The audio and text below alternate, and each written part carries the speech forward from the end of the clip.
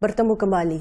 Biarpun masih berada dalam situasi pandemik COVID-19 dan sambutan Aidilfitri, Polis Diraja Malaysia PDRM tetap meneruskan usaha dalam mengesan saki-baki pengganas Abu Sayyaf bagi memastikan keselamatan rakyat di Sabah terjamin.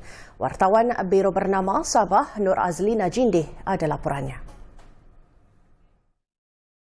Saya kini berada di tempat lokasi kejadian di mana berlakunya berbalas tembakan antara pasukan keselamatan dengan anggota kumpulan Abu Sayyaf pada Isnin lepas, kira-kira dalam kejadian 11.27 pagi.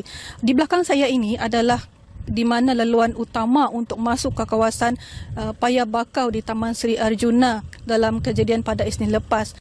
Ternyata tindakan pantas pasukan keselamatan menumpaskan kumpulan pengganas Abu Sayyaf yang bersembunyi di kawasan penempatan setinggan Paya Bakau, Taman Sri Arjuna itu 17 Mei lepas menerima pujian dan amat melegakan penduduk di daerah ini.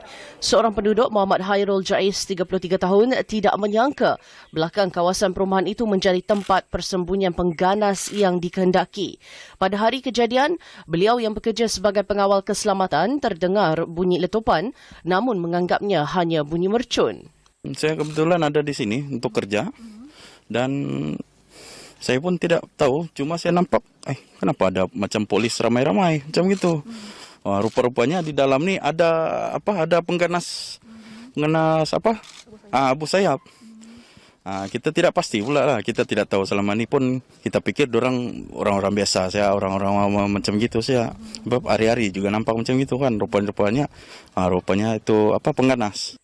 Muhammad Hairul bagaimanapun berkata dia menunggu berita pengesahan daripada pihak berkuasa mengenai kejadian berkenaan dan merasa lega apabila individu yang dikehendaki pihak berkuasa itu berjaya ditumpaskan.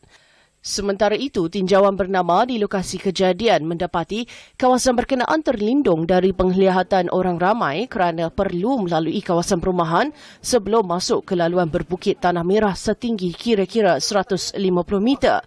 Dari atas laluan berbukit itu, untuk masuk ke kawasan setinggan itu, terdapat lagi laluan denai di tepi bukit sejauh kira-kira 200 meter dari jalan raya sebelum sampai ke lokasi kejadian dan di situ terdapat beberapa rumah kayu usang dibina berhampiran antara satu sama lain yang dikelilingi hutan.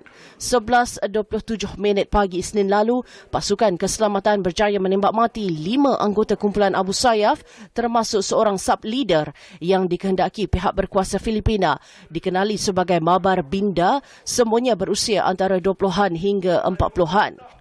Di kawasan yang sama juga, 8 Mei lepas, pasukan keselamatan berjaya menahan 8 anggota kumpulan Abu Sayyaf termasuk 2 yang dinamakan dalam senarai orang dikehendaki kerajaan Filipina.